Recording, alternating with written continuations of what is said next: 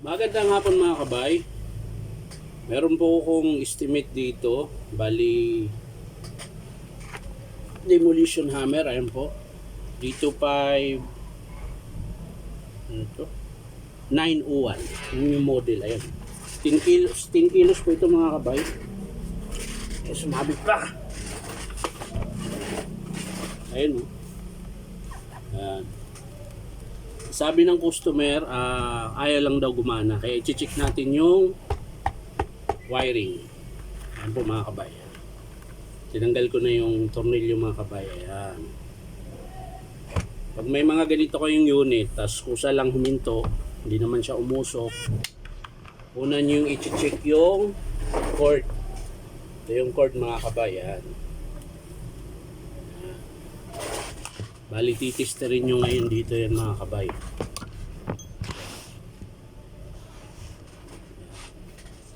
Ito yung switch. Ito yung cord. Ayan. Titister nyo rito yung cord. Ayan. Ayan.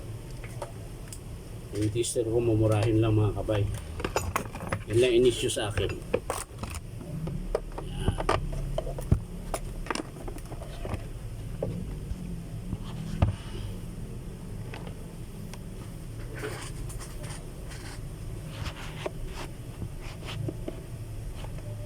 Kita ba mga kabay? Hindi no? Hindi kita eh. Yan, papakita ko naman sa iyo. Ito lang gagawin nyo mga kabay. Pag hindi gumagana yung unit nyo, subukan nyo to. Yan. Isa dito. Titister mo siya ngayon dito. Wala. Yun, tumunog. Yan, pumalo mga kabay. Ayan. O, diba? Wala. Didikit ko. Ayan. Ayan, pumalo mga kabay. O, ibig sabihin, okay yung linya na to. Okay. Ngayon, sa kabila naman tayo. Lipat natin. Ito. Ayan. Dikit natin. Kabay dito. Ito yung kanina.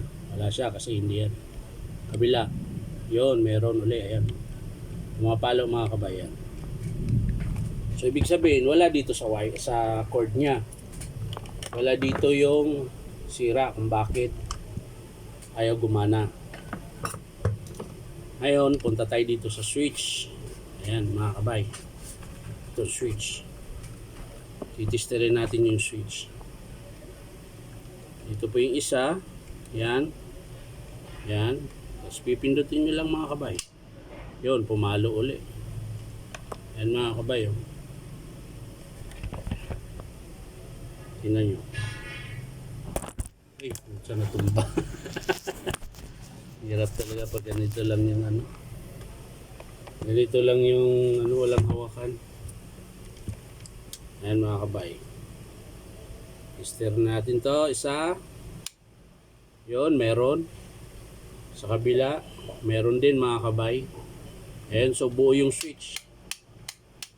Buo. Ngayon, pangatlo, dito na tayo sa carbon. Check natin yung carbon mga kabay. Ayan.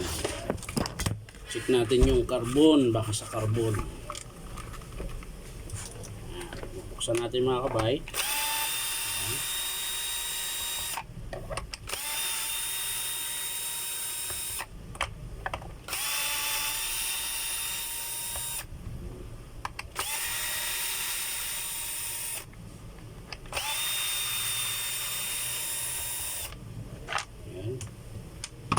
Ayan yung mga kabay.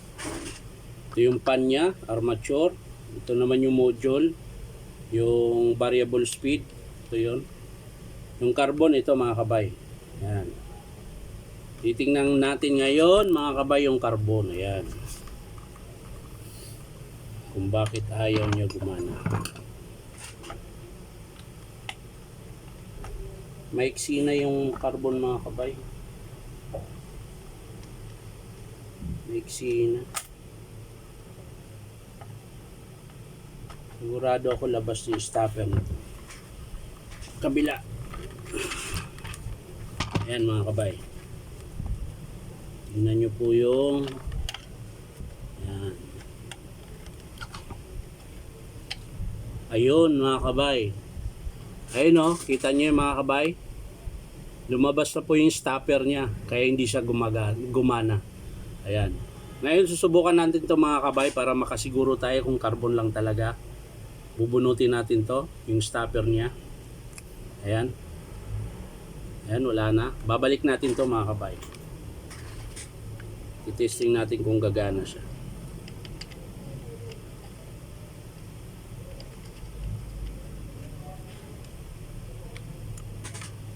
Ayan, balik natin.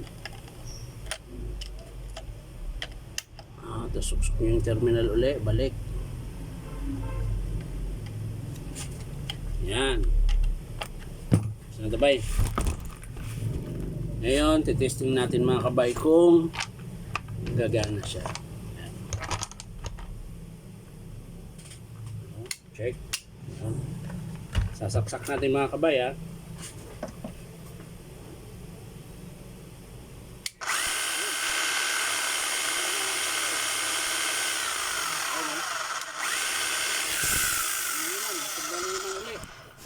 Ano ba yan? Lagi na lang natutumba.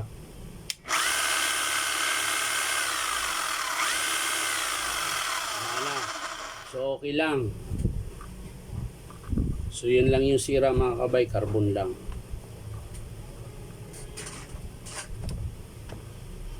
Ayan. So gagawin natin mga kabay, check natin yung hammer niya kung meron, yung chipping niya kung malakas pa. Tatakpan muna natin ito mga kabay, baka matalsikan yung mata natin. Tapos i-check natin ngayon yung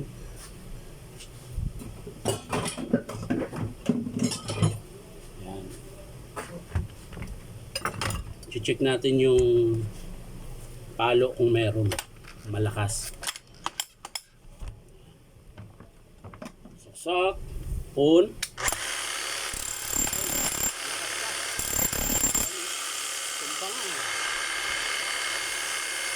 Sobrang lakas tumumba mga kabay.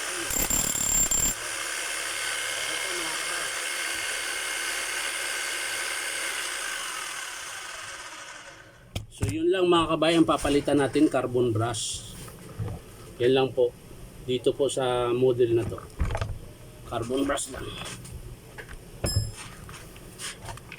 So basta mga kabay, tatandaan nyo lang kapag huminto yung unit nyo,